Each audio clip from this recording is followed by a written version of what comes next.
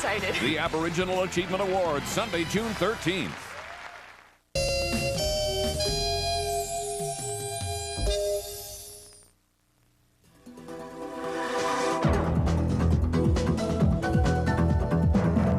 From Toronto, the CBC Evening News with Suhana Marchand.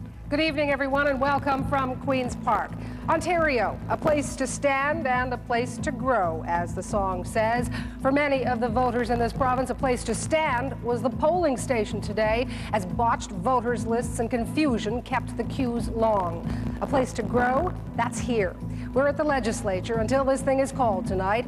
Stay with us and we'll find out what kind of government grows out of all those millions of ballots. Okay, thank you. Thank you. Okay, guys, thanks very much. There you go, folks. Make it count.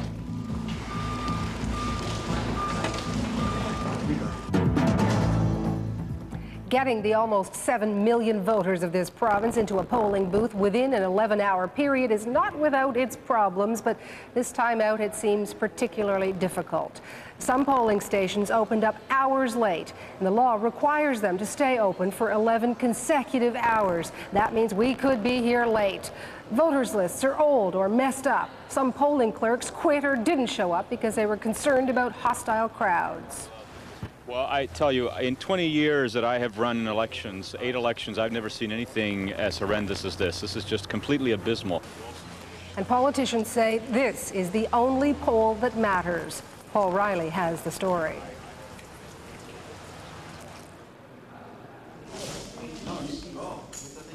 Party names not on ballots and way too long lineups. Those are just some of the complaints voters had today as they turned up to choose Ontario's next government. First of all, the poll that I'm supposed to vote at wasn't even listed. There was 2 polls listed and not the one we had to search around. I was with someone else who lives in the neighborhood looking for the poll. We eventually went into the room and asked somebody and they said, oh, that's your poll. And there was a huge, absolutely gigantic lineup at this poll. I couldn't believe it. And I actually had thoughts about turning around and going back home. Independent candidate John Sewell ran into other problems. The polling clerk didn't show up. So in fact, there were these people who were furious and just walking away and leaving. And other people standing around saying, what can we do? And a woman saying, you know, I've got to go to Oakville. If I don't vote in the next 20 minutes, I can't vote, and so forth. And the polling clerk didn't show up until 9:45. I mean, that's just craziness. Which way is the light? No, just keep going. Oh, I see. Okay. In some cases, problems were anticipated. This school bus is sponsored by teachers. It's being used to get people out to vote. The bus is here because the polling stations are located very, very far from the actual places people live, particularly for apartment dwellers. This woman will be glad when the election ends. She says her store has been a target since she made her party choice clear. What is it? I have no idea. It's glue or looks like almost like vomit. I just left it there for everybody to see what people will do. Paul Riley, CBC News, Toronto. And in the new riding of Don Valley East, there are serious accusations about voting irregularities.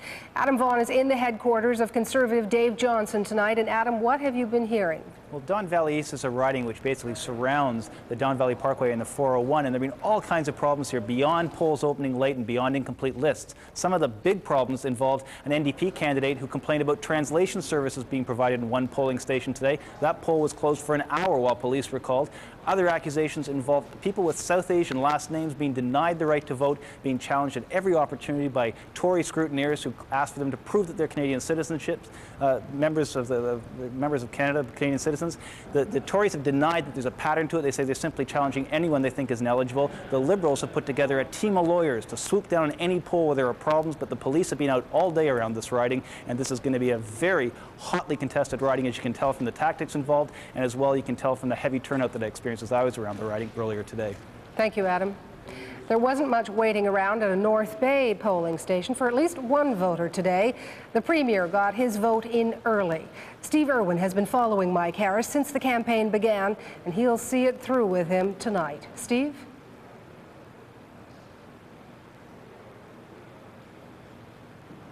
The last 30 days, and today may have been the most uneventful, but it certainly could turn out to be the most significant. Thank you, Steve. With the campaign behind him, it was all over except for the voting. Mike Harris and family strolled into their local polling station in North Bay shortly after 10 this morning. Who's he voting for, Jeffrey? After a brief consultation with his youngest son, Jeffrey, the leader of the Tory party struck a pose for the cameras, then dropped his ballot. Okay. Although it's Judgment Day for both his leadership and his government, the Premier was relaxed and all smiles as he walked into the last media scrum before the ballots are counted across the province. Well, I feel good. I worked hard to get a very positive message out to voters, and I now, this election is in the hand of the voters. Harris later dropped by his downtown campaign headquarters to thank campaign workers for their support and to divulge some of his election strategy. This is one of my constituency staff, and her wedding is on the 17th? 18th of September. So that's why I called the campaign in the spring. Then it was one last stop, a visit to Mattawa. Since redistribution, a brand new part of his constituency and now the second largest town in his riding. More than 2,500 voters, all of whom he hopes will help send him back to Queen's Park victorious. Suhanna, right now I'm in Tory election headquarters, and there are dozens of media folk all about, but not one single politician to be seen, but that will soon change. This is a spot where the Premier will show up in a number of hours to either declare a second Tory majority, explain what he might do with a minority government, or perhaps to totally defy all the pollsters, concede defeat. But we won't know that for several hours yet. How is the Premier spending his time up until those speeches, Steve? He's locked up tight in his house, not too far from here. There, as you know, have been protesters dogging him throughout this campaign. There is a heavy security presence around his house tonight. The OPP has him locked in tight, and he won't be leaving until the results are known. Thank you, Steve. In Ottawa, Dalton McGuinty cast his vote early and with a big smile, even though the polls suggest he slipped. Chris Goldrick has been following the Liberal leader. Chris? Thanks a lot, Suhan. I'm down here at the Civic Centre in Ottawa, where things are pretty quiet right now. The media is here and some Liberal supporters as well. But that's about it at this point. But earlier today, Dalton McGuinty made a couple of brief public appearances. Here's a look at that. Before voting, Dalton McGuinty met with seniors at a seniors' home in his Ottawa South riding.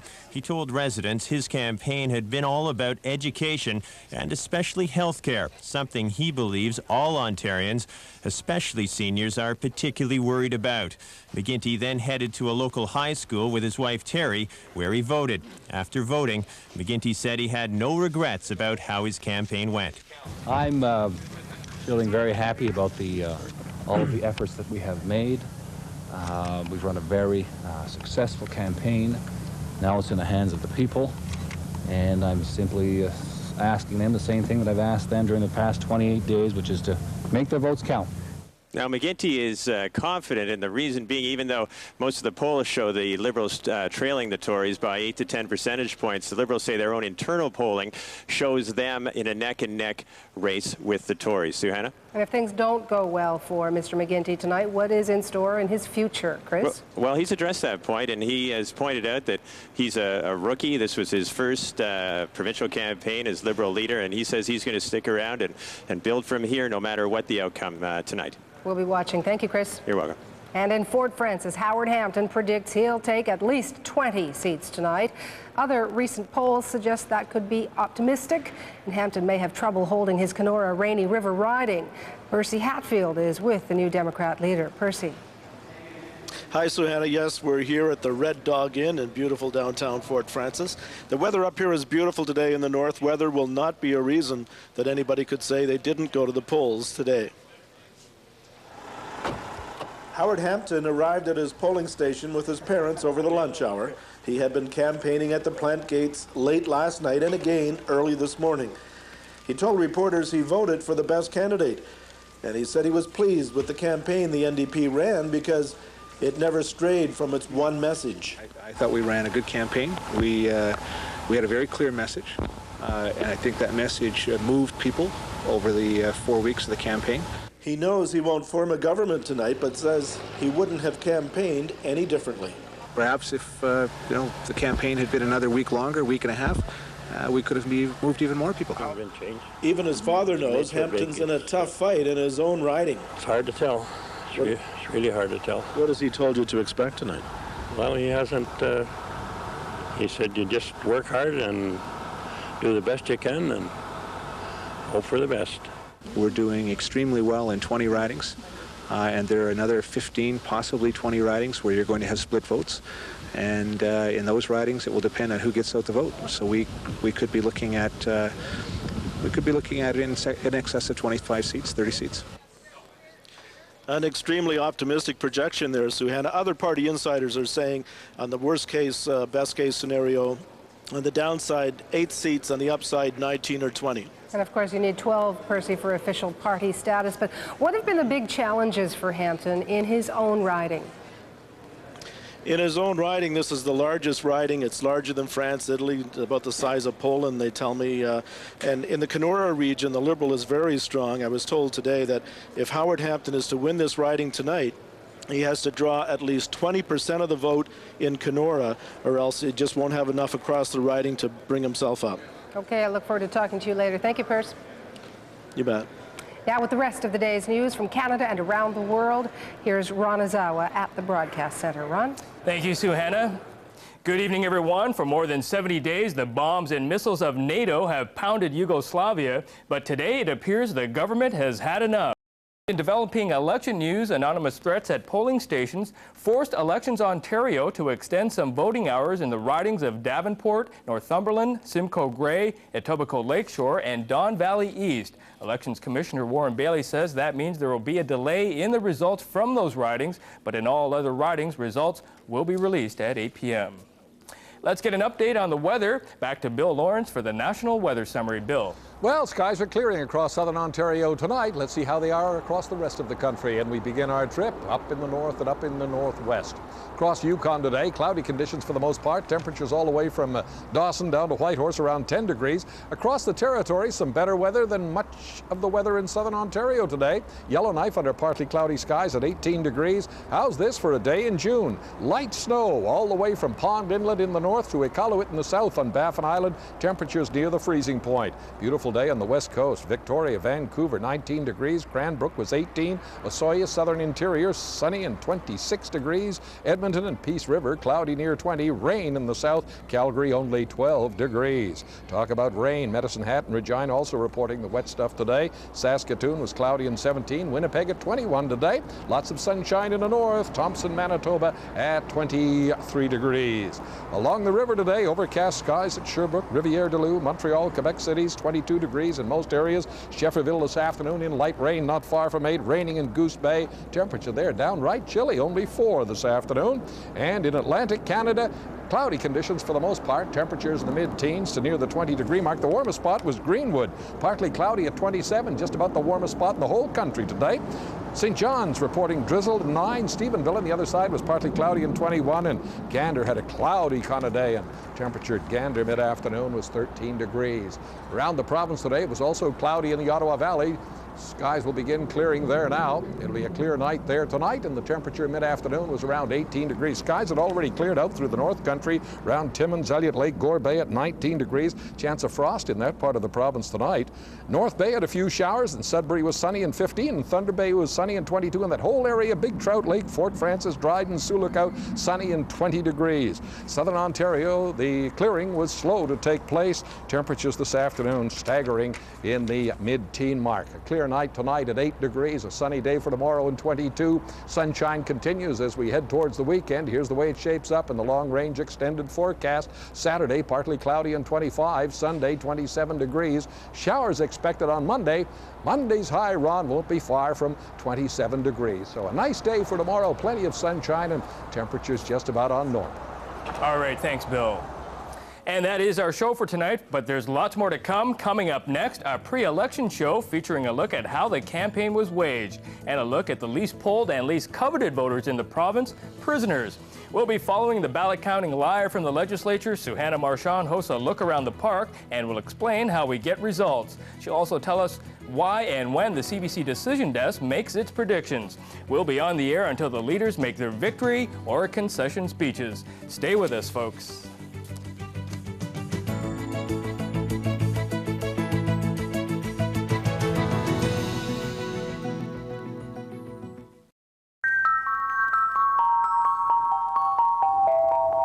Who will it be? Will it be this man? Will this be the one that wins? Or will this be the one we choose? Who will it be? In less than an hour, the polls close. Your vote will be counted. The waiting is almost over. I'm Suhanna Marchand, here with CBC Windsor anchor Jennifer Gates and Ottawa anchor Peter Van Dusen. We've got the whole gang together at Queen's Park tonight to bring you the most complete Ontario election coverage anywhere. The live action starts in 30 minutes. But right now, we want to go beyond the campaign soundbites and give you a break from the speeches and the spin. So as the countdown continues, sit back and enjoy a little pre-election spirit. I see many people traveling, many people going, making a decision for the future of Ontario.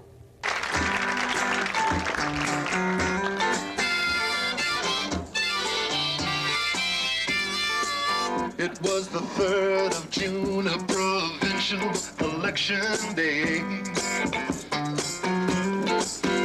All the ballots were in from St. Catharines to Hudson Bay. Well, thank God for no more smear campaigns and mudslinging TV debates.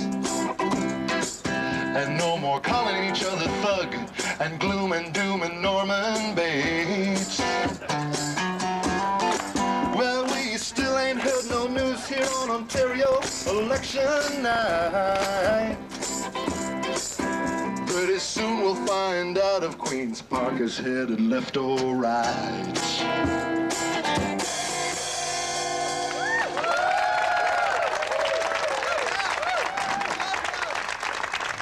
Get up in the morning, get on the bus.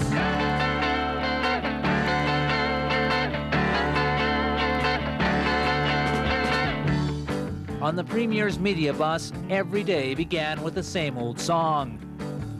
Get up in the morning, get on the bus. Wherever reporters traveled, the Guess Who was right there to say good morning. Like the rest of us. And oh boy, did we travel. Hundreds of kilometers, most often in our special campaign bus plastered with the Premier's smiling face. That's me, working diligently with the rest of the Queen's Park Political Bureau on wheels. Now, it wasn't just a bus, but a finely tuned media machine conveying a group of crack professionals and equipped with all the tools modern journalists depend upon. As you can hear, it grinds its own beans and whips up the milk. Shopping, other jobs. There was never any need for food on the bus. Who had time? For nearly 30 days and nights, this dedicated crew of journalists never stopped to eat. We got turkey, tuna, chicken, egg salad, that one I'll eat. Never once had a thought of socializing. Happy birthday to you. And if ever there was a spare moment, it was spent catching up on political journals. Well, the little lady is $17 US.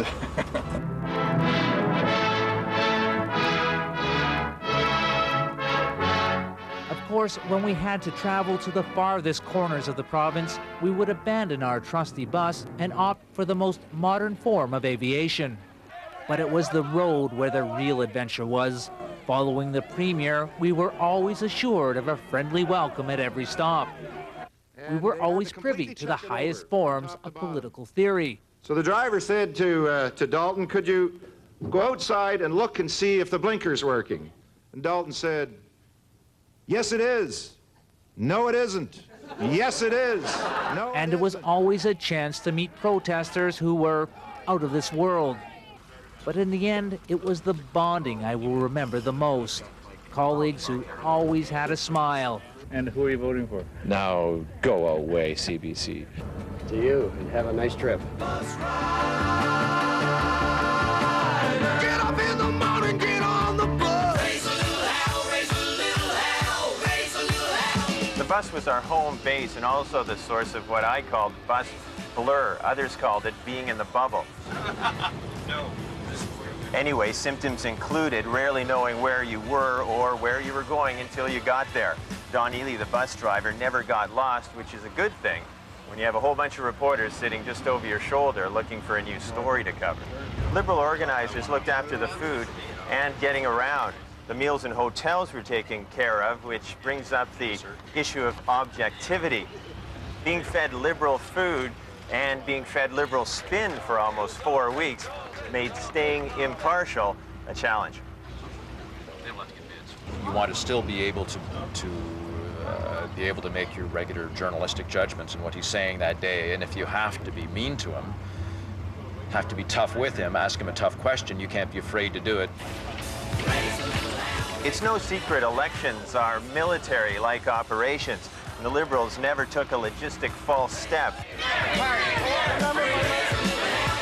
And with hardly any protesters around, at least for the first 3 weeks of the campaign, the Liberals almost never had to deal with the unexpected. But as the expression goes, sometimes stuff happens, as was the case at a Toronto morning radio show. I do like touching. Don't touch Dalton. There you go. That's all you get. On the campaign trail, most reporters are pretty tight-lipped about their own political beliefs, but there are some that don't hold anything back. Riding on the Liberal campaign is like being shot through the province's largest water slide and having no pool at the bottom. Most nights meant rallies with local candidates. We all quickly overdosed on the Liberal campaign song, Raise a Little Hell. After the rallies, it was back on the bus, back to a hotel. Often with a movie along the way, political themes only, of course. On the campaign trail, immersion is probably the word that best describes it.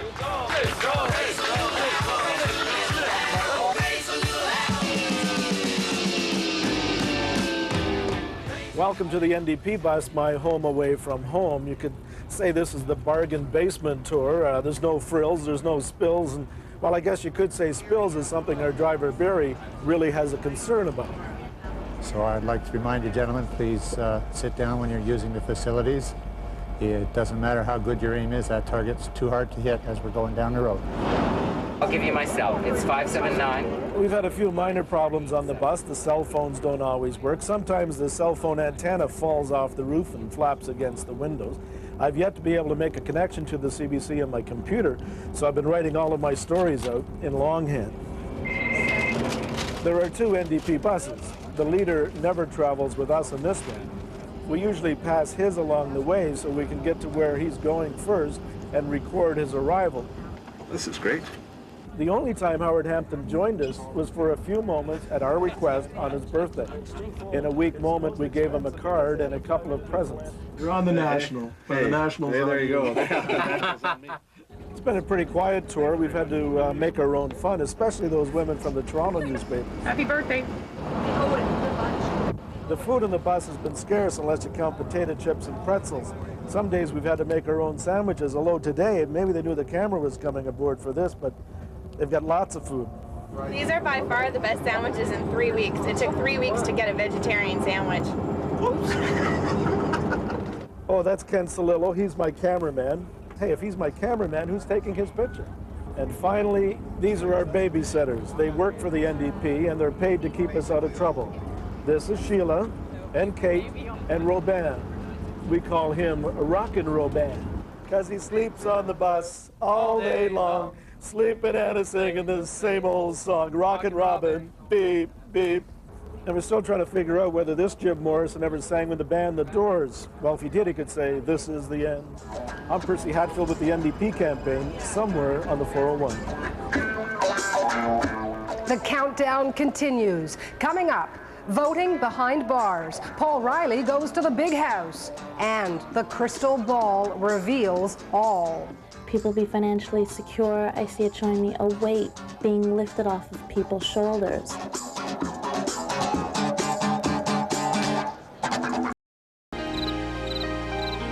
You are watching CBC.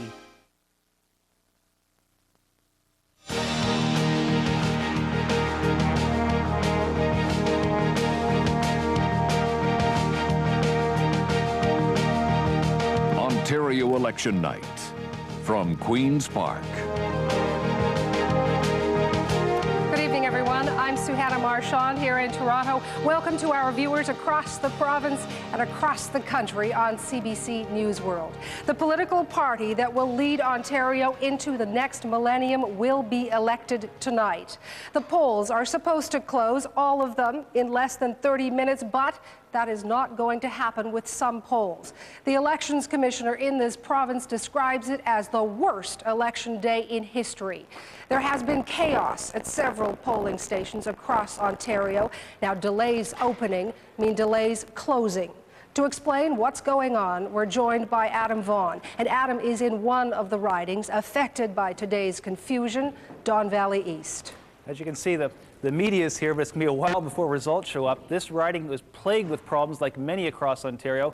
Polls didn't open on time, there weren't lists, there weren't ballot boxes. It was absolute chaos.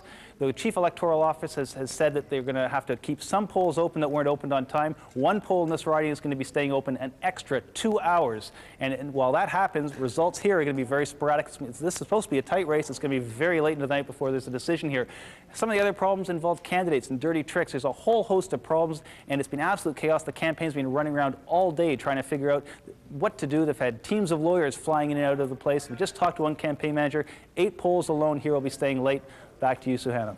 Thank you, Adam. We'll continue watching. Now, we know about Don Valley East. Here are the other 8 ridings affected. Nipissing. This, of course, is Mike Harris's own riding up against George Marousis and Wendy Young. He took this riding with 60% of the vote in '95. St. Paul's. Isabel Bassett here, the culture minister, up against Michael Bryant and Larry Solway. Over to Etobicoke Lakeshore, Morley Kells, a sitting MPP, Laurel Broughton and Victoria Obidkoff. That poll will stay open late tonight. In Davenport, the Battle of the Tonys. Tony Ruprecht, Tony Salipo and Eduardo Marcos all fighting to come here to Queen's Park in this riding of Davenport. That poll will stay open later.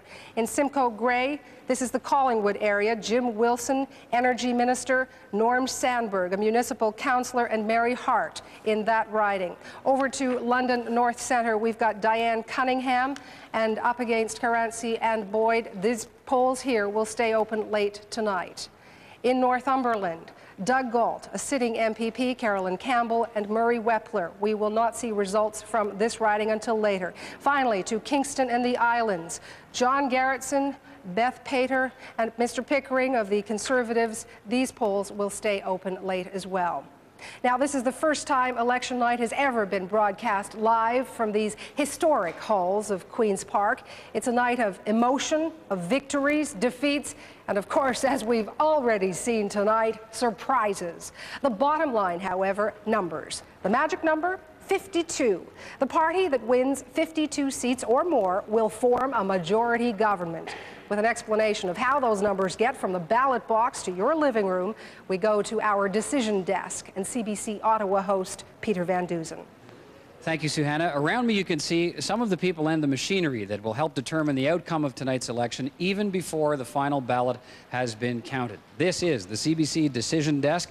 It has the very latest in computer technology and, of course, the people who know how to make sense of it all.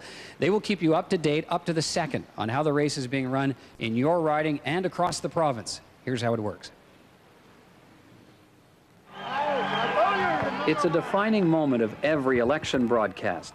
Making the call, declaring the winner, not just who will be the next premier of Ontario, but projecting who will win each of the province's 103 ridings, long before all the votes are counted. Editorial check. And making the calls involves a delicate marriage of technology and expertise. The CBC's chief election editor, Chris Waddell, ultimately decides what the numbers mean and what you'll see on your TV screen tonight. With the computer system we have, we're able to look at information in a lot of different ways. We're able to break down the ridings by region around the province, and we're able to look at what's happening in this election compared to what happened in the last election. Before you want to elect, just sort of stick your hand up. These people will have their hands full tonight, constantly prodding their computers for the latest numbers from ridings across the province. It's not the computer that's making the projections, it's human beings. It's individuals looking at the data that's coming in the computer, and they are making the projection based on the data that they're seeing on the screens in front of them. The big story is who we think is going to win, but there's lots of little stories underneath that, both on a regional basis and on an individual riding basis. And we're trying to find those and tell them and explain to the audience both projecting who we think is going to win, why we think that's going to happen, and then follow it during the evening. There's plenty of pressure to make the call quickly, but there's even more pressure to make sure it's right. In the computer. Never hit kill ever without talking to me. Absolutely never do it. We don't ever want to make a bad decision and have to change our minds or unelect the person and elect somebody else. We pride ourselves on being right. And our audience, we want to know when they're watching our program, we're giving them the best information possible, as quickly as possible, and as accurately as possible. We hope that as you come to meet us and to know us, that you will sense the overwhelming warmth and affection that Canadians feel towards you.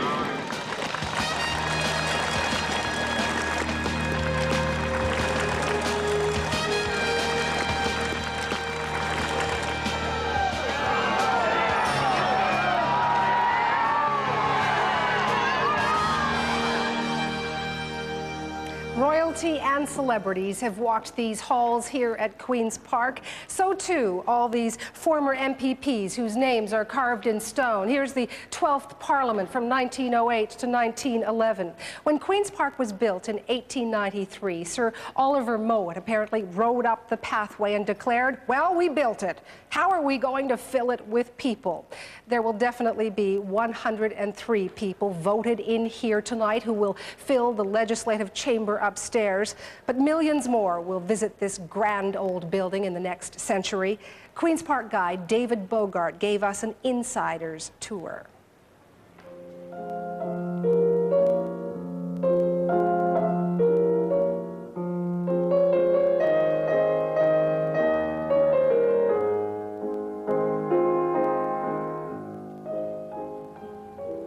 David, I think the last time I was here for a tour, I was in grade 6, so you'll have to refresh my memory quite a bit.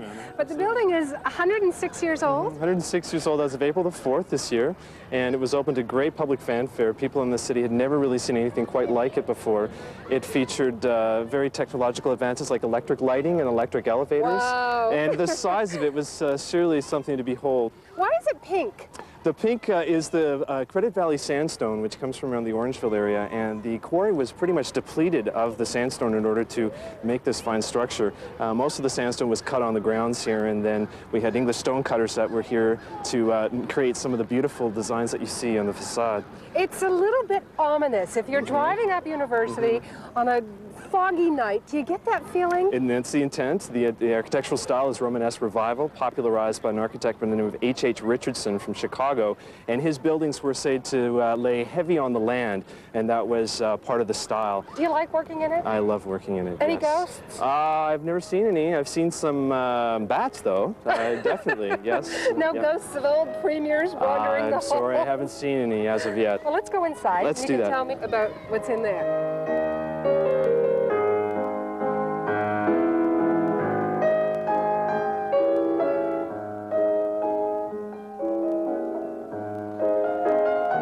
David, this is the grand staircase. What can you tell me about it? Well, it was designed to provide a sense of anticipation as people were about to enter into the legislative chamber.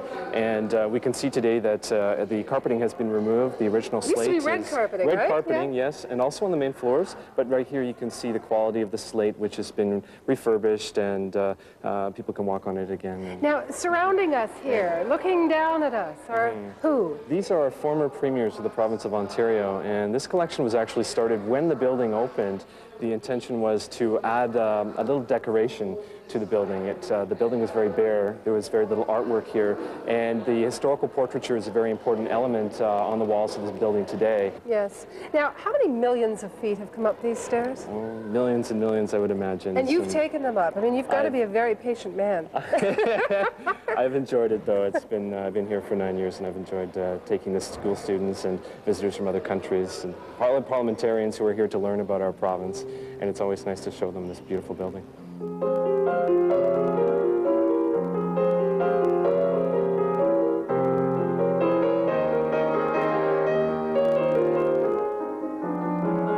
David, this is the new and improved Legislative Library. What's the history of this? Well, this part of the building was added on in 1912, and there are a number of offices here, but the library takes up most of the room in this wing of the building, which is called the North Wing. And the service is available to members of the Legislative Assembly, the Press Gallery, and staff of the Legislature. And it provides an impartial service for research materials. Members might use this space to develop information about bills that are being introduced to the Assembly, or to comment on programs or things that have happened in the province over the last either 6 months, 2 days, 2 weeks, and 20 years. In 1909, this library burned down in the Great Fire. Right. And then what was the process of rebuilding? It was an arduous process. A large part of the collection was lost. It was a fine collection of almost 100,000 volumes, and only just over 10,000 pieces were left after the fire. And the head of the library at that time took a lot of care, and actually a lot of donations were given to the library from other parts of the world, the United States even, Australia, other provinces, to help rebuild the collection.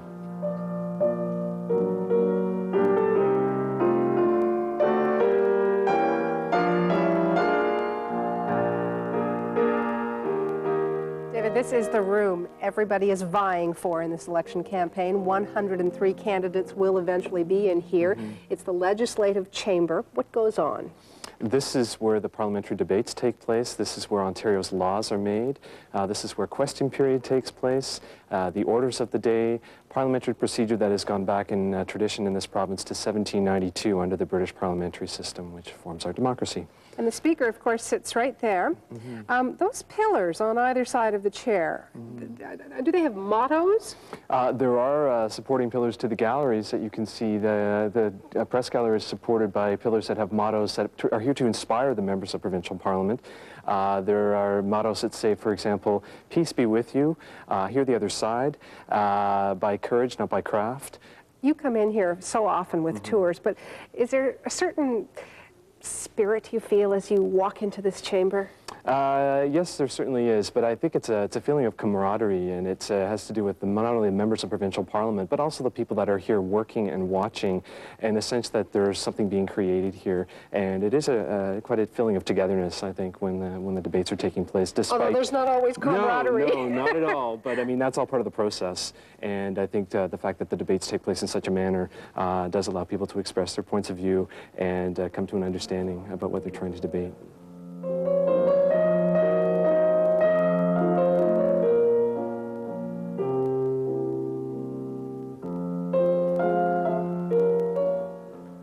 David, this isn't part of the normal tour at Queen's Park, but the mystery is revealed. This is the big kahuna's office, the Premier. Right, this is the office of the Premier. It always has been since the building was opened in 1893, and currently it's the office for our 22nd Premier, the Honourable Mike Harris.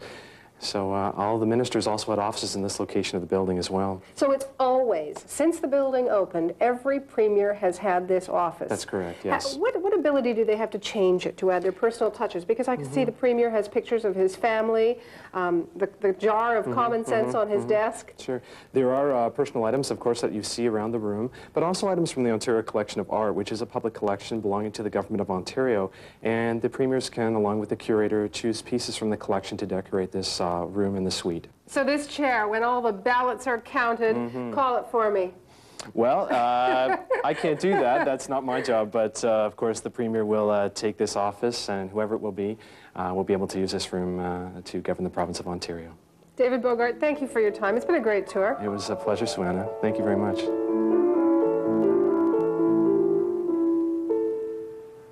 If there were two charmed words in the election campaign, it would be healthcare and, you got it, education. At the end of the campaign, in healthcare at least, all three leaders had spun much the same charm. Kim Christie is in the province's southwest tonight at Windsor's Hotel Dieu Hospital to gauge just how charmed the patients and their healthcare workers are. Kim? Well, Suhanna, we'll find out later on if they're in a charmed mood at all. But you're right, we are at the just off the emergency room at Windsor's Hotel Dieu Grace Hospital. Now, this is representative of a lot of hospitals across the province that is going through a lot of change. This particular ER is going through an expansion, and boy, do they need it. It was part of an amalgamation of restructuring that saw one ER close, and people from across town had to come here. Well, who will ever forget the problems and confusion and some of the chaos that that caused?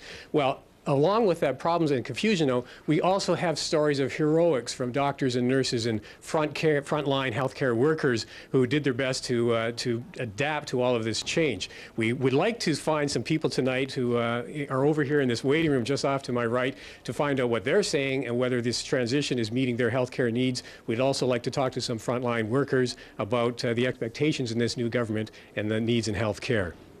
Thank you, Kim. Okay, Suhanna. That other buzzword of Campaign 99, education. We've found a spot where teachers are gathering to do the math on the numbers. We know from the province-wide teachers' strike that they're a passionate bunch. What happens when you put caffeine in the mix?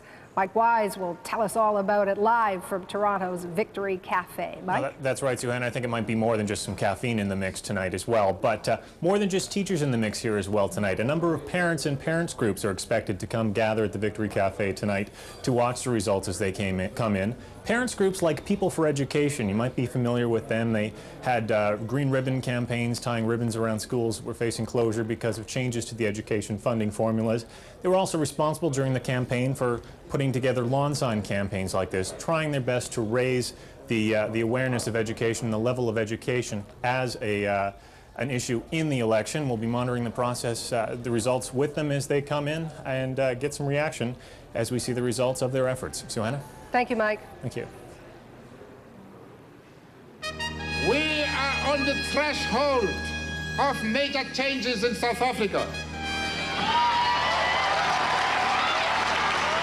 Apartheid has not ended. We are not yet at the stage where we can say with confidence that changes in South Africa are profound and irreversible. Remember that the people of South Africa love you all. Thank you. We just saw Nelson Mandela there. South Africans, as you know, went to the polls yesterday, a decisive victory for the ANC. President Mandela officially retires on June 16th. Now, around that same time, a premier will be sworn in here in Ontario. You've seen the Premier's office, now a peek at the Premier's arena. Here's our analyst for the evening, Robin Smythe. That arena, Suhanna, is the Legislative Chamber. I'll take you there now. Past some of the wonderful artwork we have here at Queen's Park depicting the province's history makers. This is Ernest Charles Drury. He was the Premier of the first ever minority government in the province. Then we have George Howard Ferguson. He was the Conservative Premier who governed just before the Depression. Every one of Ontario's former premiers has had his portrait done. Each speaker, each lieutenant governor is entitled as well. And here is where every one of the hundreds of candidates hopes to be at the end of tonight, inside the Legislative Chamber. Let's go inside. I feel privileged. Not everyone gets to walk on the floor of the House. This is where every riding in the province translates to a single seat. Over here is the government side of the House where the Premier sits, and over here is the opposition side. To see who sat where when this election was called, we have some help from some computer-generated 3D animation. Here's an aerial view of the chamber I'm standing in now. So at dissolution of the province's 36th legislature, let's see how many seats each party held. The Progressive Conservatives held 82 seats. The Liberals had 30. The New Democrats, as third party, had 17. And there was one independent MPP, Peter North, who incidentally is not running this time round. And where did the parties win those seats? Let's take a look. Starting in eastern Ontario, a lot of Tory blue, except for a few Liberal ridings shown here in red. In Greater Toronto, a big Conservative sweep. The Conservatives won all the ridings in the so-called 905 or Metro Belt. In the city of Toronto, the colors begin to change. We see more Liberal red and NDP orange. Moving further west, mostly blue in south central Ontario. That orange you see in the far south in the corner of your screen is Maverick NDP Peter Cormos's riding. To southwestern Ontario, including London and Windsor, lots of Conservative blue, but more Liberal and NDP support in the Windsor area. And finally, in northern Ontario, we see Liberals and New Democrats dominating. All that blue meant there were too many Conservative members to fit on one side of the House. So some of the Conservative backbenchers actually had to sit on the opposition side. But that's not likely to happen this time round because of redistribution. The government has cut the number of MPPs from 130 to 103. That means there are 17 ridings in which 2 sitting MPPs are running against one another. Throughout the night, we'll be coloring in those newly drawn riding maps to show you what Ontario will look like after this vote. Suhana? Thanks, Robin. The New Democrats have really danced around the public opinion polls this election. Paul Riley is at Francis Lankin's headquarters in Beaches, East York tonight, where they're counting on the last dance, Paul, being a victory dance. Lankin has owned this riding for 9 years, since 1990. In fact, the NDP have owned this riding since 1975. Be assured, the NDP are looking at this race very closely, because if they cannot put a stranglehold on this riding, one they've controlled for a quarter of a century, there's not much hope for them grabbing seats in other locations. There is competition in this race. Bill Buckingham of the Liberals comes in with a resume that includes a lot of municipal experience, and he's been very active politically for his party. And Judy Burns of the Conservatives, she also comes in very politically active. Some of us know her as the Health Minister's special assistant. So they will be the competition that Lankin has to face. Many people are watching this, a very important seat for the NDP to put a hold on, Suhana. And we will be watching as well. Thank you, Paul. Okay. A lot has been made of strategic voting in the past 28 days, but what about strategic campaigning? We'll go to Eastern Ontario now in the riding office of Alex Cullen.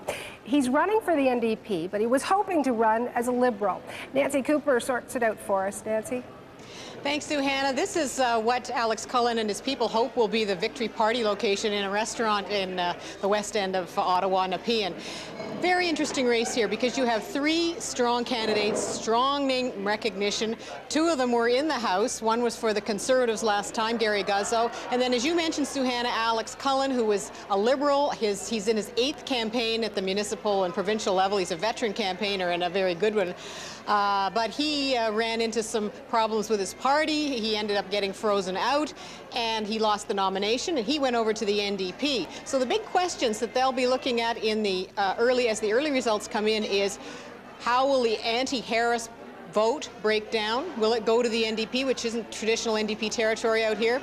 And how will the people who have never voted Conservative, will they change their vote? So that's what we'll be looking for in Ottawa West Nepean, Suhana. Thank you, Nancy. We are also live at 3 crucial ridings that will help shape the 37th Parliament of Ontario. They are the places where one leader will smile broadly, knowingly, with the appropriate humility, of course, and presumably the other 2 will also smile and look gracious. Steve Irwin is live in North Bay at the Davidi Club, but the name on everybody's lips there will be Mike. Mike Harris, of course, leader of the Conservative Party. Chris Goldrick is live in Ottawa at the Civic Centre, where all eyes will be on Liberal leader Dalton McGuinty. And Percy Hatfield is live at the Red Dog Inn in Fort Frances, keeping watch on NDP leader Howard Hampton. As we examine the results of the political parties tonight, we're holding our own political party, if you will, right here at Queen's Park. Our guest list includes members of the public who have come over to be part of our live broadcast, also the who's who of various organizations who will provide us with on-the-spot reaction to all the numbers that will soon be pouring in. CBC Windsor host Jennifer Gates is in the middle of that party. Jennifer?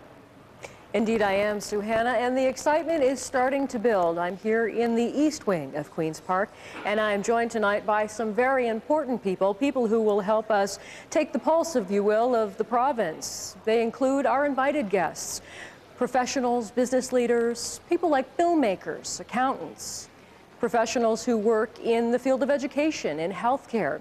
We also have with us tonight some members of the public, people who come in from outside who are joining us here to see how the night develops live and in person. We'll be talking to all of them, getting their perspective on the election tonight.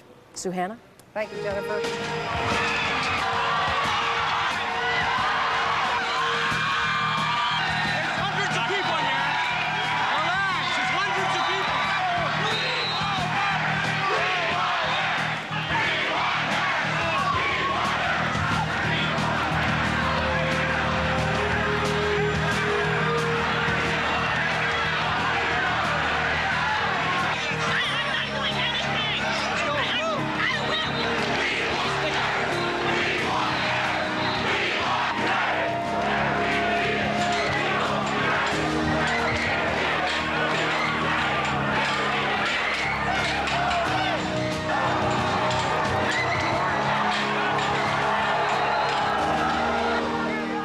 Definitely high emotions on that night back in 1995, and lots of emotion for you tonight from three people who have been there, done that. They'll give us some partisan, what shall we say, jousting throughout the evening. The referee of our Election Insiders panel is CBC Ottawa host Peter Van Dusen.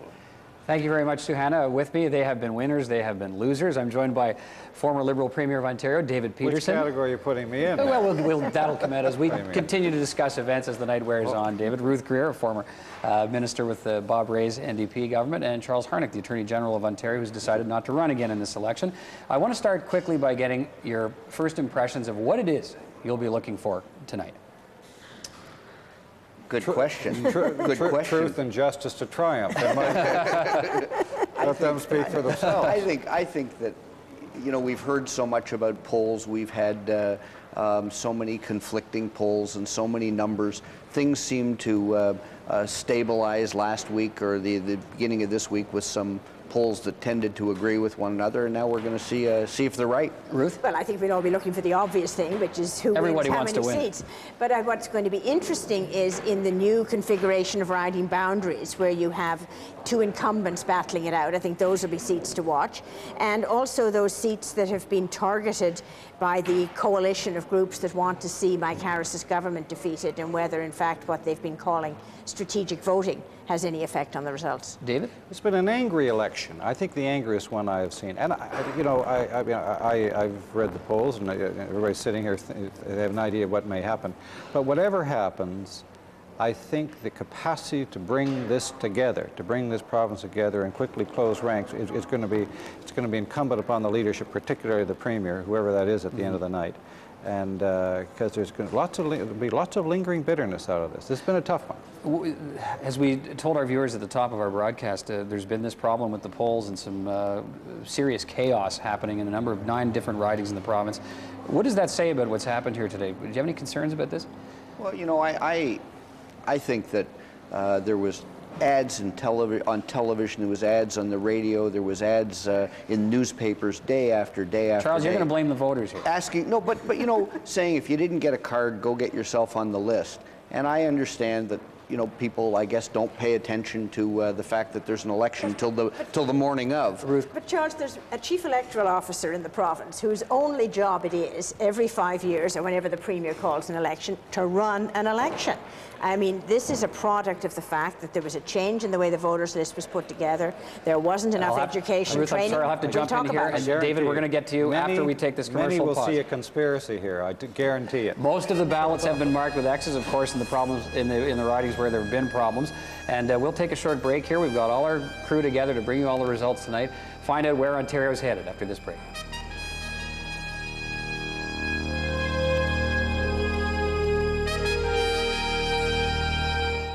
Flashback, a living video archive of the past 10 years. Connect through Newsworld's homepage. It is a story of power, honor, and deceit. The epic story of the news camera and the men and women who recorded our century. It is a chronicle of scandal, conflict, and revenge. This is a story that the news has never told. Its own. Dawn of the Eye, Monday at 8 on CBC Television. The American dream is defined by Hollywood. Its images and its values come to devour the real American. The Hollywood dream, a vision born of the Jewish immigrant experience. They came up from the ghetto. They had to survive in a business that was cutthroat. Follow the rise and fall of the movie moguls and the legacy that lives on. Every man can aspire to the top. Hollywoodism, Sunday at 8 on CBC. You are watching CBC.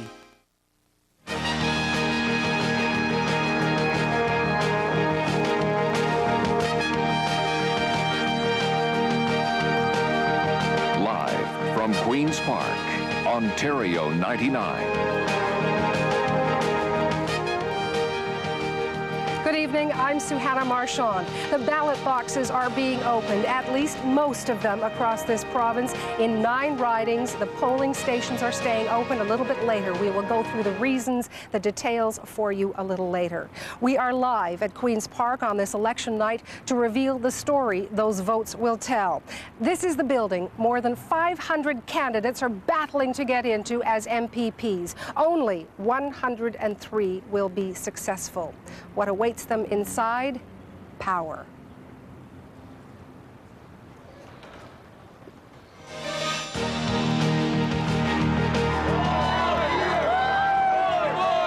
Let's not lose all that we have gained in the last 4 years. What the election is about, it's not tax systems.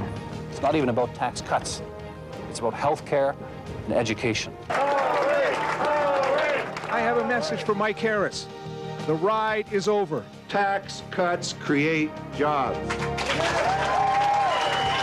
I'm interested in restoring our schools, our colleges, our universities. We're the party that's putting people first. Get ready to rumble on June the 3rd.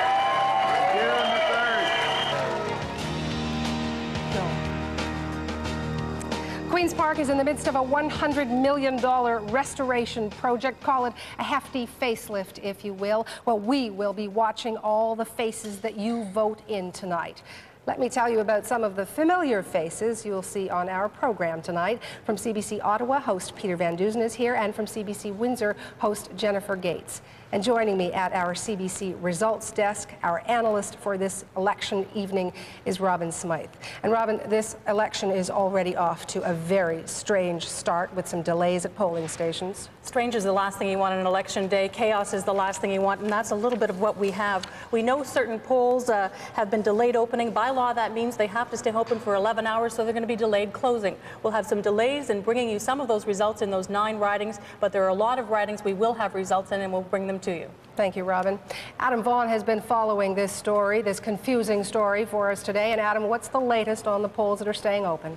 Well, there were storm clouds on the horizon yesterday, and today they broke through with a fury, especially in places like Don Valley East. There were 6 polls here that just didn't open up on time. Other polls and stations right across in ridings across this country, the province had problems with all sorts of things like the voters list not showing up, ballot boxes not showing up.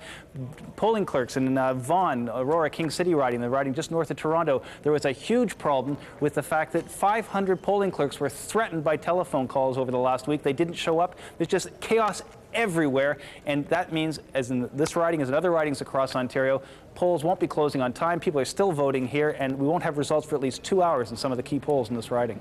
Thank you, Adam. We are, of course, live at the Legislature, but we're not tied down here. From our remotes across Ontario, we'll bring you all the highs and lows, starting with what could be the highest or lowest of them all, the re-election or defeat of the Conservatives. Steve Irwin has been following leader Mike Harris throughout the campaign. He joins us live from party headquarters in North Bay. Steve? Suhanna, it's starting to fill up here in the hall. There is quite an air of expectation starting. Still, I haven't seen a single politician in here. The Premier is still at home. He's about half an hour away from here, so we're expecting to see him at about 10:30. I was out with him this morning while he was voting, And oddly enough, he said to us then, I think you can see the pictures of him now, he's there with his son. There he is dropping that ballot in. And just before he dropped the ballot in, he looked over to reporters and said, I hope that there is no problem with this ballot. Well, apparently there is. Nipissing is one of the 9 ridings, as you know, that's had some difficulty up here. We're told that it'll be a half-hour delay here. Well, right. Okay, we'll head back to you, Suhanna. Thank you, Steve. Thanks. So as you heard it, the polls that are affected in Nipissing will close at 8:30. However, the polls that aren't affected will be counting their ballots. So we will have results from Nipissing. Mike Harris is riding about 31 perhaps. The Premier's closest challenger, if you believe the public opinion polls, is Liberal leader Dalton McGuinty. Chris Goldrick is watching his campaign headquarters in Ottawa tonight. Chris. Thanks, Suhanna. Yes, I'm down here at the Civic Centre in Ottawa. Dalton McGuinty is standing by at a hotel to wait to see how things are going to go, and how they're going to go, as we've heard from other reporters, Adam Vaughan, etc. He was saying about the problems that they're having at the polls. Tim Murphy, the president of the Liberal Party, just finished speaking here, and he's saying that the flaws tonight are calling this whole process into question. So it's yet to be seen how this will all work itself out, but Tim Murphy's saying that this election result, if close, could be challenged later. So things sound like they're quite unsettled. Now, to get back to the beginning of the day, Dalton McGuinty was in town, made a couple of brief appearances, and voted, spoke to some seniors, and then voted along with his wife, Terry. So that's the scene from here right now. Suhanna, back to you. Thank you, Chris. And of course, this evening is about numbers. We are tabulating those numbers for you. We've got something called a mini board that you'll see at the bottom of your screen, but let's look at Lanark Carlton first. Norm Sterling there, Robin, who is a cabinet minister. He's the environment minister right now, and sorry, he's the energy minister. I'm getting that wrong all off the top. And this is the first riding in Eastern Ontario. The Conservatives are hoping to hold on to this, but this is where the Liberals are hoping to make some gains this time, because Liberals have been strong in Eastern Ontario before. Now, when we look at these early results, what they're really telling you is that people are voting and ballots are being counted. In the biggest riding of all, Kenora Rainy River at the Red Dog Inn in Fort Francis, Percy Hatfield is live with the New Democrats covering leader Howard Hampton. Percy? So this is a great night up here. I'll tell you why it's so good.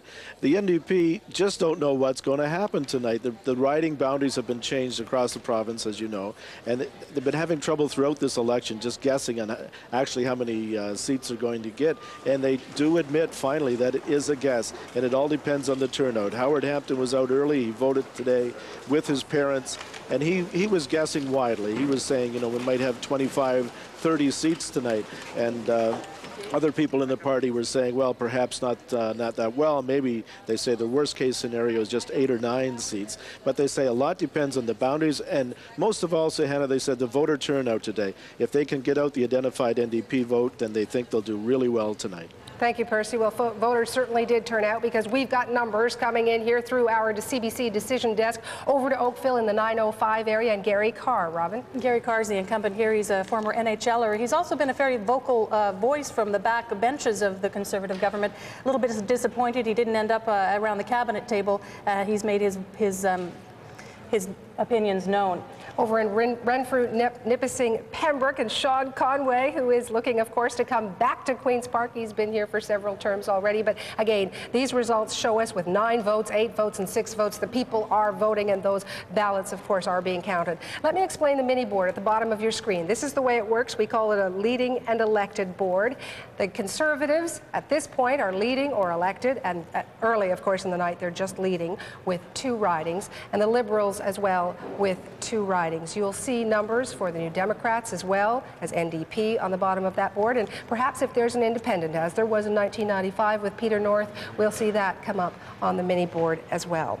Now, leaders don't become premiers until a lot of other politicians in their party are elected, and we will be, throughout the evening, counting your votes to see who, in fact, is elected to sit around those leaders at Queen's Park. We've got some more numbers for you as those votes are being counted at polling stations across the province, minus, of course, those 9 ridings we talked about a little bit earlier, and Nipissing being one of those. In Prince Edward Hastings, Robin? We're looking for the race here. The incumbent is Gary Fox for the Conservatives. This is early yet, we should mention that, and of course the board at the bottom showing us the leading and elected. Leading is more important at this point because we don't have anyone elected yet, but those numbers are going to continue to change. We know that some of those Conservatives numbers coming in are from the Toronto belt and one in Eastern Ontario. Margaret Marlin here in Mississauga South, hoping to come back, of course. She was Mike Harris's choice for Speaker. Chris Tocqueville, of course, got that job. But she's also able to have some bragging rights. She won with one of the biggest margins in 1995. That's considered a safe seat for the Conservatives. Let's go up to the north with one of 181 polls reporting at this point. Sault Ste. Marie, by the way, despite the redrawing of the ridings, is the only one that managed to keep its boundaries, so we can call Martin an incumbent in this case, truly.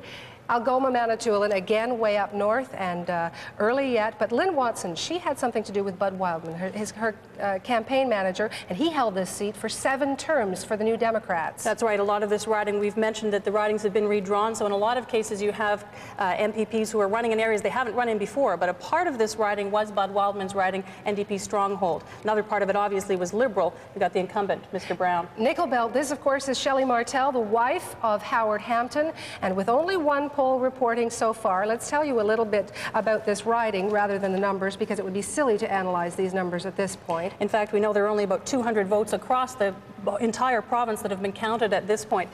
Nickel Belt is a riding that was held by Floyd Loughran. He was a treasurer in Bob Rae's government in 1990, a longtime MPP. He resigned to head up the Energy Board.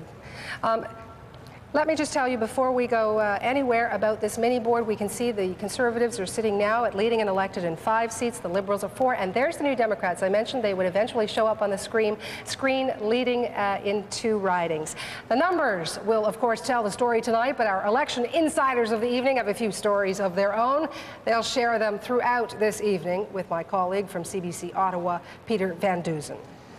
Well, to our invited guests, panelists, what are your first impressions of the numbers you've seen so far? Of course, we have nobody elected yet. We do have the PCs leading in 5, Liberals in 5, and NDP in 2. What do you think of what you're seeing so far, David? Well, I had a curious sense of deja vu. I was just sitting there watching. I know you would like this to be the David Peterson decision desk. And I was just saying, Peter, in 1990, when we lost the election, we were winning for the first half hour. All the numbers were coming in from Eastern Ontario, and it looked pretty good, and we were going to defy all the predictions. So all I can tell you is, whatever you're seeing so far, don't get too excited, don't get too depressed, because it's got nothing to do with reality. Right. I mean, about 20 minutes we should have, or 15 or 20 minutes. And we are seeing history repeats itself to the extent that we're seeing some numbers coming early from Eastern Ontario. I would agree with David, it's far too early, but what's interesting from just what we have seen is that in the North, the presumption that it would be a fight between the Liberals and the New Democrats and that the Conservatives would not make gains in the North on the basis of 1 poll per riding does seem to be bearing out. Well, that's a little thin to make a whole new judgment about. I'm just a little disappointed. I thought David was going to declare a winner here. We wanted he wants to beat you guys, and I thought this was it. But he can. It's now 7 Liberals to 6 Conservatives. We'll leave that, David, if it's okay, to the technology of the people crunching those numbers over there. As much as I know you'd like to make that Tell us when claim. They're going to do it, and the 3 of us will decide ahead of time and tell you. We'll do that for you. Let's go back. 30 seconds warning. Thank you, Peter. Did I hear David Peterson say this wasn't exciting? Come on, David, get excited. Well, let's have a look and get excited ourselves with some numbers that we've got coming in through our CBC decision desk. We'll go over to Scarborough Agincourt, where we have 2 seeking re-election here. Of course, Jerry Phillips, and Jim Brown, who was co-commissioner on the Crime Commission until he was ousted from there. But a little bit about this riding, Robin. Scarborough Agincourt is expected to be held by Jerry Phillips, a strong, longtime member from the Liberals. Jim Brown's an interesting candidate, though. We know that for the Crime Commissioner, as a Crime Commissioner, he made some comments about the Santa Claus Parade, that it was the busiest day for prostitutes. That got him into some trouble. In fact, he's not even running in part of the riding that used to be his. He's moved on further east to take on Jerry Phillips. Bob Frankfurt, the NDP there, but we saw a GP. That means Green Party, by the way. If you see that on the board, that's what it means. Over in Hamilton Mountain, another sitting MPP. This is that's Trevor Pettit, is a sitting MPP. This is one of the ridings that have been targeted by the anti-Harris forces for what we call strategic voting. And what they're doing in certain 29 ridings where they think the Conservatives are vulnerable is they're choosing one candidate, the Liberals or the NDP, trying to pool all the votes behind that one candidate to defeat the Conservatives. In this riding, that would be, I've missed it now, one of the Hamilton ridings. Let's have a look at York North and Julia Munro, former parliamentary secretary to the Premier, elected in 1995. 9:05. But let me point out before we go any further, this mini board at the bottom. 10 seats, the Liberals leading in, the Conservatives 8, the New Democrats with 3. This is our mini board. We call it leading and elected. Back to John Volpe, perhaps, with the Liberals. He was a former principal. He also was a principal at a school that Mike Harris visited himself during the 1995 election. And Mr. Volpe was involved in the Liberal campaign this time with Dalton McGuinty to say that Mr. Harris didn't keep his promises. We will be looking, of course, at the ridings in Toronto and outside. Here's one in the 9:05 with Oshawa, which, of course, went blue in 1995. After a strong NDP tradition. If we look at the bottom, we see the Liberals elected and leading in 12 ridings, the Conservatives in 10. But we have to mention it's very early days at this point. There are only about 900 votes that have been counted all across the province, so it's too early to tell. We'll be watching those numbers at the bottom to see if we can see a trend. Let's go over now to, first another riding in Thunder Bay, Atikokan. This is Lynn McLeod. She is the former leader of the Liberal Party. Of course, we have David Peterson over there going poo-poo to everything, but Lynn McLeod certainly is probably excited despite the fact this is only one of 171 polls reporting. Considered one of the safest seats for the Liberals in the province. In Hamilton West, then, we have D'Amico. Can't remember his first name, can you? And Dave Christopherson is there for the NDP. He's an incumbent as well. It's he's the incumbent as well as Lillian Roth. They're facing off in Hamilton West, and I can tell you in Hamilton West... Frank D'Amico, that's it. It came to me. Hastings, Frontenac, Lennox, and Addington. You know what this riding is? It's the riding with the longest name of the 103, Robin, and with 224 polls reporting. We can't call it, but we can certainly tell you that information. Harry Danford here is ahead, but we've only got one poll in again. And at the bottom of the screen, you can see the numbers and elected and leading, but we're still early days. We've got a leader here. Howard Hampton in Kenora, Rainy River. There was some question about whether he could hold on to this riding, but here he is above and over Frank Miklas, the Liberal, who is also seeking re-election to Queen's Park. Early days, that's the biggest riding in the province, Suhana, in terms of size, but it also has the smallest population. Howard Hampton has to campaign across the province for his party. Frank Miklas, another incumbent there, is focusing on the riding. Well, we certainly don't have to go way up north for the Victory Cafe. We just go over to Mike Wise, who was in Toronto. Mike? Thanks, Suhana. I'm standing here with Renee Jansen. He is a secondary school teacher at Pope John Paul Secondary School in Scarborough. He was helping out today with a number of the ridings that teachers in the Toronto area had targeted with strategic voting, helping out campaign managers there that were looking for some help. You had a unique perspective here. What sort of problems were you encountering in terms of the vote today? Well, one of the calls we got, a campaign office couldn't get a hold of the forms they need to get the scrutineers into to their places, so we had to run off to get those. And we had a unique experience there because when we got to the returning office, they didn't have the forms, and they were on the phone telling. I could hear them giving instructions to some of their polls, saying there was some mix-up about the location, and they were insisting if it was poll 75, 76, whatever, make sure they vote there. I don't care what it says on the polls. We ended up going from there to the next returning office, and we were able to get some forms there and run them back to the candidates who needed them. Which riding was that? That was in Scarborough Centre. Okay. Now, how about actually getting people out to vote? What sort of lineups did you hear stories about? Early in the morning, we heard that some of the polls had opened late, and we heard that there were lineups early in the morning, even though there weren't a lot of people. There apparently was a lot of confusion in some of the locations. Okay, Renee, thank you. Suhana, back to you. Thank you, Mike. Thank you. And you want to know two things tonight, of course. Who's going to be the premier and who is going to win your riding? Let's find out. Some more ridings for you. Timmins, James Bay. And Gilles Bisson is the incumbent here, and he's up against two other candidates. It's important for the NDP to do well in the north. Under redistribution, there are fewer northern ridings. The NDP is looking to hold on to most of them. This is the second largest riding as well. It's got a fairly large francophone population as well. Of course, the largest riding, Kenora Rainy River. In Glengarry Prescott Russell, we can go over to Peter Van Dusen, who is from Eastern Ontario, to tell us all about these two Lalondes. Peter?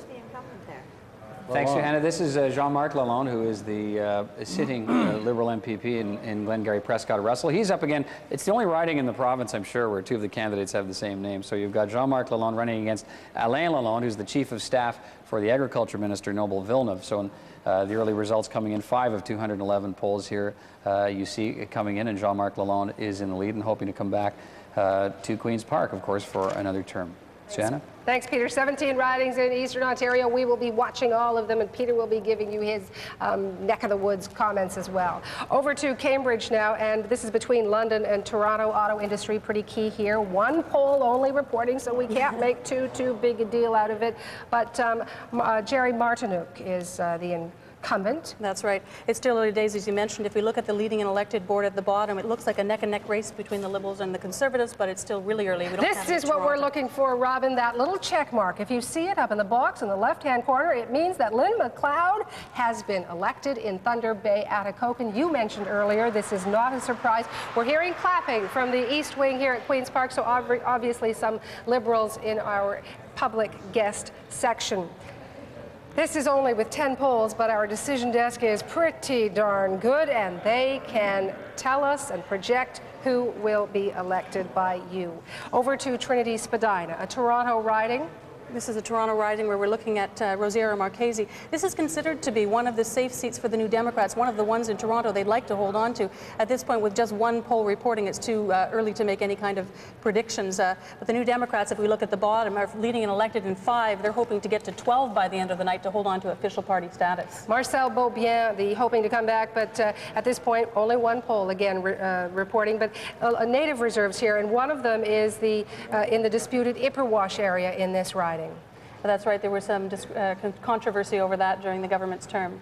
Before we get to Durham, let's take a look at this mini board, the leading and elected board, the Conservatives now, and you will see these numbers flip throughout the night. Perhaps the Conservatives will have a little bit more of the Liberals. The NDP, well, you know, we've been watching the polls, and they are at this point at 5 seats leading or elected, and at this point just leading. Over to Durham and the 905.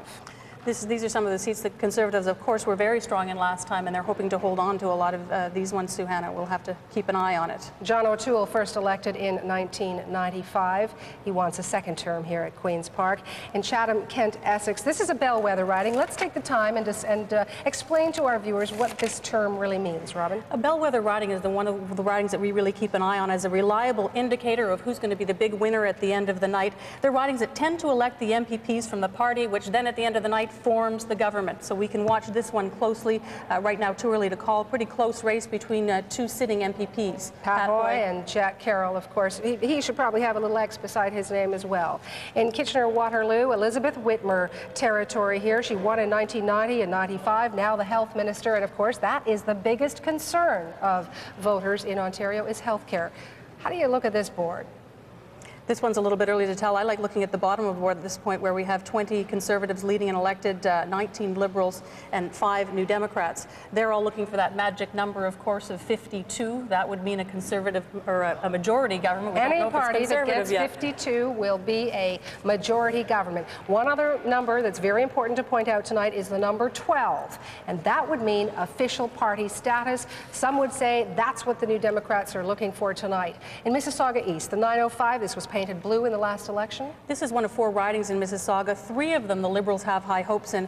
And in fact, those strategic voting coalition that's trying to oust the Conservatives has targeted 3 of them as ridings they believe the Liberals can win. This is one of them. And they've targeted Sean Pata. That's right. They've endorsed the Liberal candidate here, and they're asking voters to vote for him, even if they're New Democrat supporters. Over in Parry Sound, Muskoka, Algonquin Park, of course, here. And Ernie Eves, we all know Ernie Eves, the finance minister. He came out with his last budget, just the day before the election was called, and I think on that day I said, so, Mr. Eves, do you know when will the election be called? He didn't say a word. He wouldn't tell you. He wouldn't tell me. I don't think that's unusual, but what is a little bit unusual that Mr. Eves is running again. There was some concern among the Conservative Party anyway that he wasn't going to run, and he's been talked into it. I'd like to take a little bit of time with this board to give our viewers a sense of what it means, because there are a lot of numbers on the screen. We're looking at the vote change. So the 47%, 32%, and 19% is the total vote for the parties at this point. The change column, though, Robin, can you explain that? Because that's crucial. This is crucial. This is what the parties are looking at. The Conservatives aren't necessarily looking for a plus sign in this column. If they stay at 0, there's no change from last time around, they get another Conservative majority. But if this type of trend holds up, we're looking at a major upset at minus 14 percentage points from the last election. These numbers, of course, speak to polls. Polls, we've seen them throughout this campaign. Jennifer Gates has a pollster. Jennifer. Thanks very much, Suhanna. Indeed, I'm here in the East Wing of Queen's Park, and I'm joined by Jane Armstrong, the Vice President of Environics. She, of course, has been involved in taking a number of the polls for the CBC throughout this election campaign. Thanks for being with us. It's still very early in this race, but we're starting to see a picture develop. Yes, well, I guess we are. A little picture. A little picture.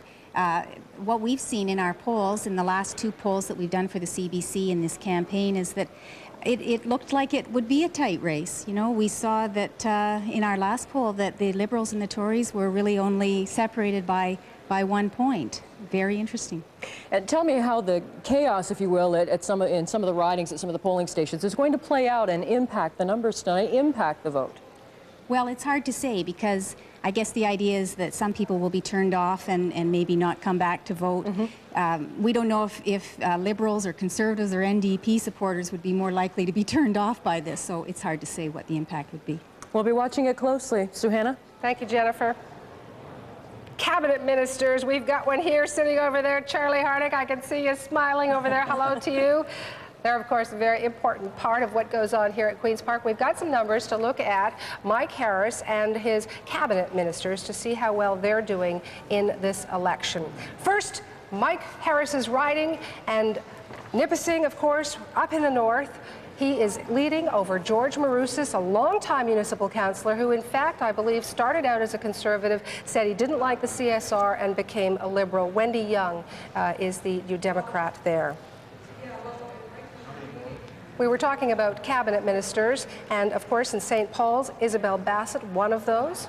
Again, we're looking at early times, but Michael Bryant is hoping for an upset here. Isabel Bassett was the culture minister going into this election, still is the culture minister until we have a new government. Parry Sound, Muskoka. We talked about Ernie Eves and his refusal to let us know here at CBC when this election date was going to be called. But with 10 of 204 polls reporting our decision desk, I'm giving them a lot of credit. They're fabulous, so I know we're going to have Who you elected there soon? Halliburton, Victoria Brock. Chris Hodgson, another cabinet minister. He's chair of management board at this point. He's been moving his ways up the ranks, and he's a favorite in the Conservative government at this point. Maybe a future leadership contender at some point. The mini board is flipped, by the way. If you've been watching at home, you'll notice that the Conservatives now have, well, you know, it changes as we speak. 31 leading and elected. The Liberals, 23 seats leading or elected. In Mississauga Centre, another cabinet minister. That's right. We have Rob Sampson in charge of privatization. This is one of the ridings I mentioned earlier that's being targeted by the Strategic Voting Coalition. They're hoping that Mr. Winter, George Winter, has a better chance here. When we look at that bottom board, the 31-23-5, it's early times yet, as we mentioned. These are leading and elected, but that is closer to what we saw in some of the opinion polls leading up to this vote. This board's certainly not about a Conservative. We know this man, Dalton McGuinty, the leader of the Liberal Party, and in his riding of Ottawa South, he is leading. We can go to Peter Van Dusen, and Peter, perhaps you can tell us more about Ottawa South. Well, I can tell you that clearly Dalton McGuinty, you know, needs desperately to win that, of course, to maintain the leadership of the party, one would think. And he's been in touch with David Peterson as well for advice, I'm sure, during the campaign.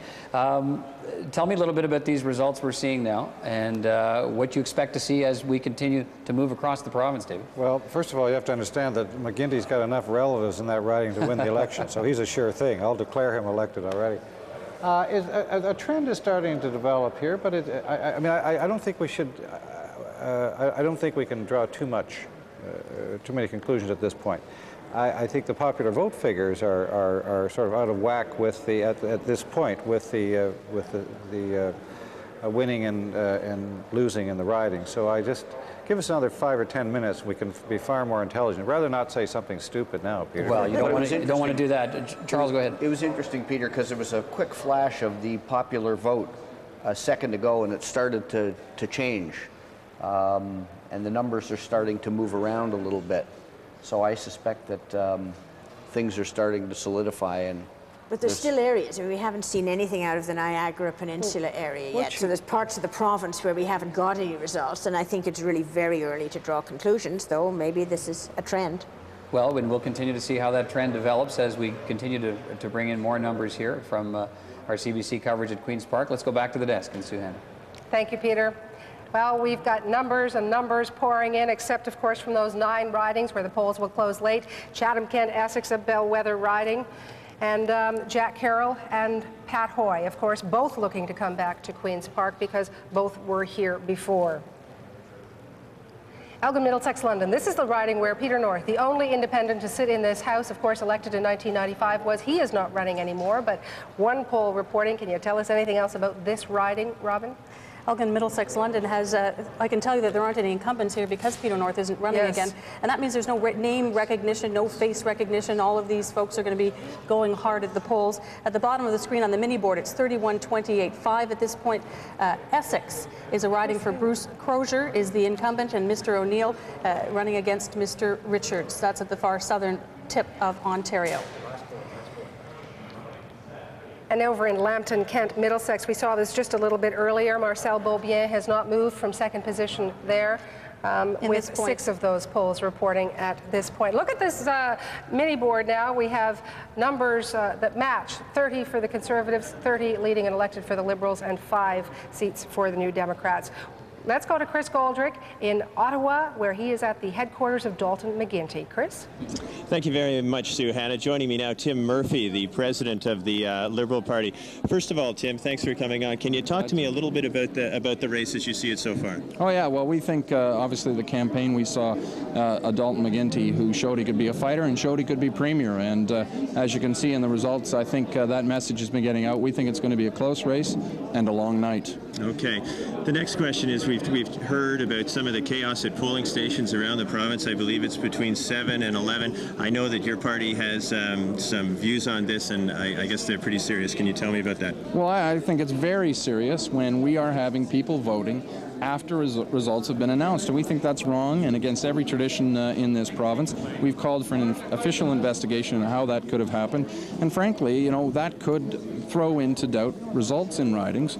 And depending on how close it is, it could throw into doubt the result in the election. And the election process shouldn't do that. So we need to have this fixed. I think there's a good argument that you can lay this at the feet of Mike Harris and his government. He unilaterally changed the rules.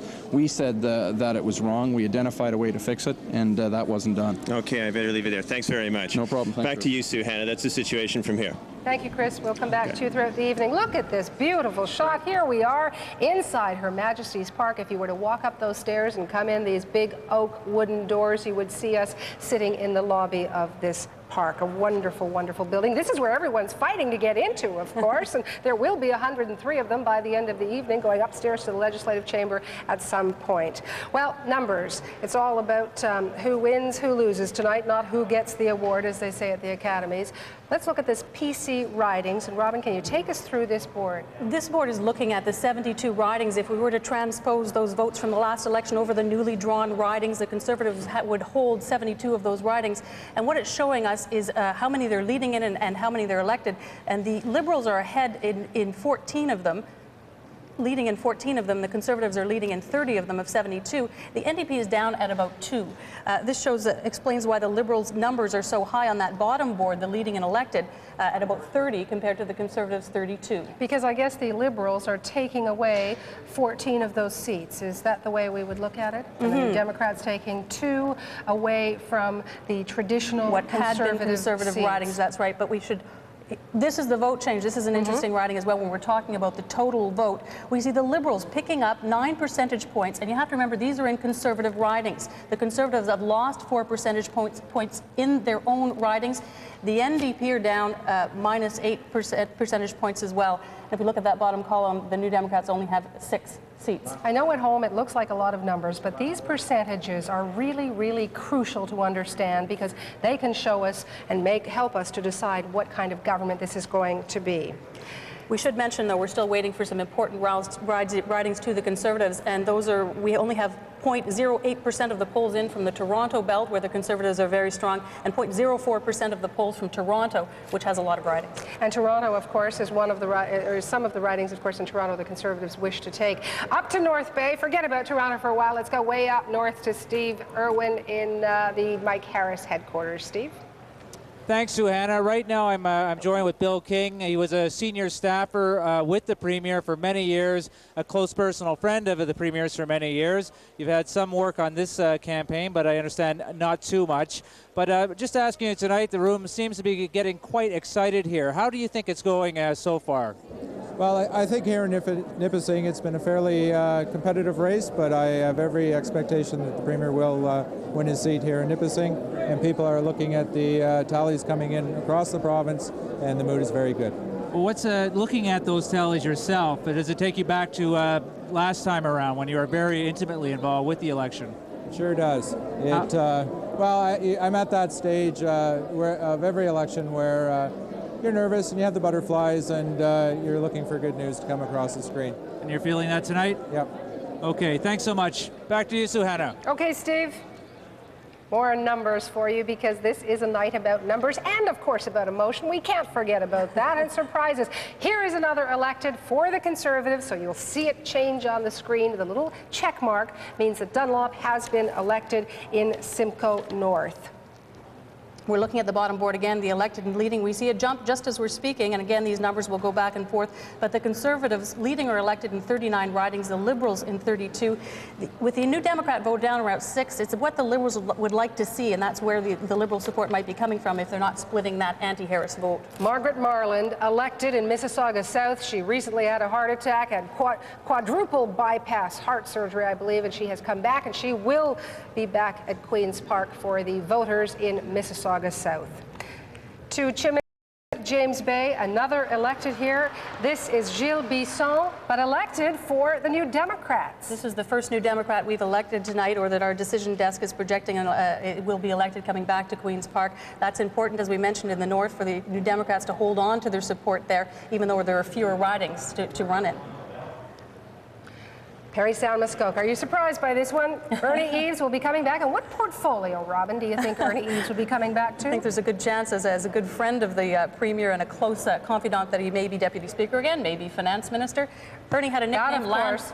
I'll tell you this. That, of course, depends on whether the government will be conservative that Mr. Eves gets into cabinet, because, of course, only the government can form its own cabinet. Maybe he'll be a critic. We'll wait to see, because that, of course, is what we want to watch tonight. That crucial call for you. And the North. Now, these are more boards that we can show how the elected and leading are changing. And can you take us through this one, Robin? Looks like the Liberals and New Democrats, who held a lot of these ridings in the North after the 95 election, are still holding on to the lead here. 4, leading and elected in 4, leading and elected for the NDP in 4, and the Conservatives are only leading in 1, elected in none at this point. And over to Sudbury, Rick Bartolucci. This is for the Liberals, and that little arrow, you know, it's a little hard to see with the red, but keep an eye for it, viewers at home, because Rick Bartolucci, if you live in this riding, will be your representative at Queen's Park for the next 5-year term. Way up to the north again, and this is Algoma, Manitoulin. We're still looking at early results at this point. We haven't.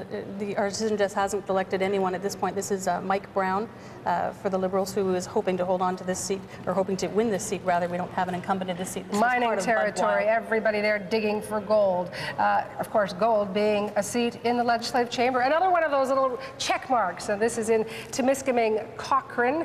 David Ramsey will be the MPP for Temiskaming Cochrane for the Liberals. A long time ago, more than 10 years ago, Mr. Ramsey was a New Democrat. And he crossed over to the Liberals in '85, I believe. And he's one of those politicians who's made it work.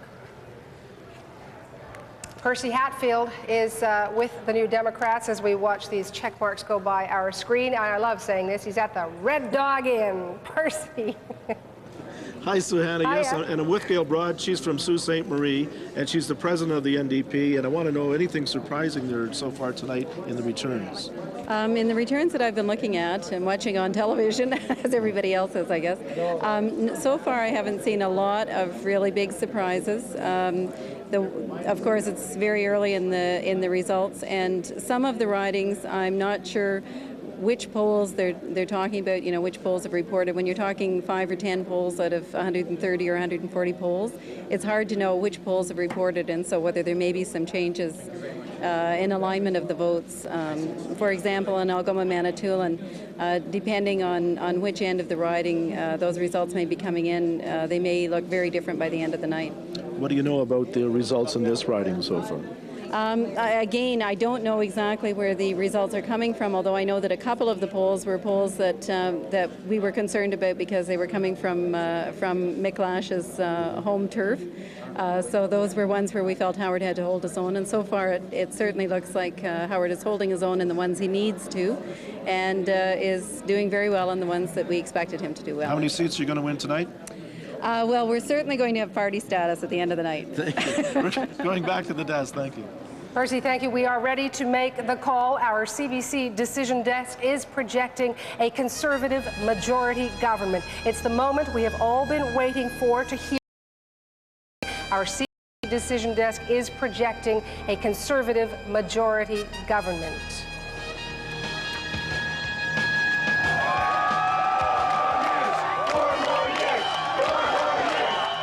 Michael Dean Harris has led the Progressive Conservative Party of Ontario since May 12, 1990. He became the 22nd Premier in 1995. The father of two lives in North Bay. When he graduated from high school there, he said his ambition was to become Prime Minister. Well, tonight, he becomes the first Conservative Premier to win back-to-back majorities since 1967. Let's keep Ontario on the right track, my friends. Thank you very much. Thank you. We saw that Premier's office earlier. Mr. Harris will be back there. Let's go through how this call, this projection of a Conservative majority was made. Some pretty crucial figures to look at. The vote change board, Robin, being the most crucial. And if we look in the blue line there, the Conservative line, what we see is that at this point, the Conservatives have about 42% of the total vote. They only had 45% of the total vote last time, and they won a majority, so they're only down slightly. The change is for about 4 percentage points. But what they're noticing is that the New Democrats are down to about 14% of the total vote.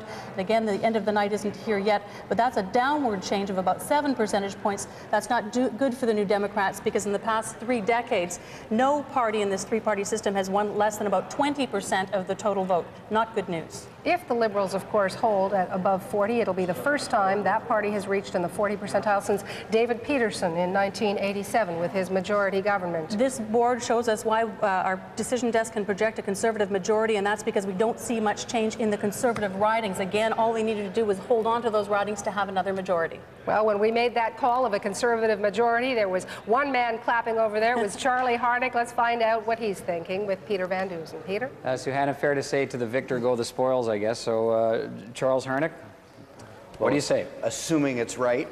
Assuming it's right. We'll assume it's right. That's the projection we made. I think it's a pretty historic moment in the sense that it's the first back-to-back majority governments we've seen in Ontario since 1967. And I think that alone is historic in nature. I think it's interesting also to reflect on the fact that that a majority is a majority of seats reflects that very much what the Premier and the Progressive Conservative Party have been saying is very much the mainstream of Ontario thought today. This tells you, presumably, that the people of Ontario have bought the Mike Harris message again and wanted another 5 years of what he's doing. I think people understood the message. I think they could see that the program was working. It was creating good benefits for the people of Ontario. Jobs in the economy provide the means to invest in healthcare and education, and I think that was mainstream thought here. And I think it also shows that what happened in 1995 was no fluke. Okay, Ruth Greer, what's ahead for the province of Ontario from your perspective? Well, I think certainly congratulations are due to the Premier. It is quite an achievement to have had a back-to-back majority, and I don't think he really changed much during the campaign. He started out fairly high and has maintained a very steady pace. What's in store for the province? Well, the Premier has promised 5 more years of the common sense revolution. I think what will be interesting will be the size of the opposition. It'll be majority, but it'll be, and the mix of the opposition will say how much about how, in fact, he's going to govern.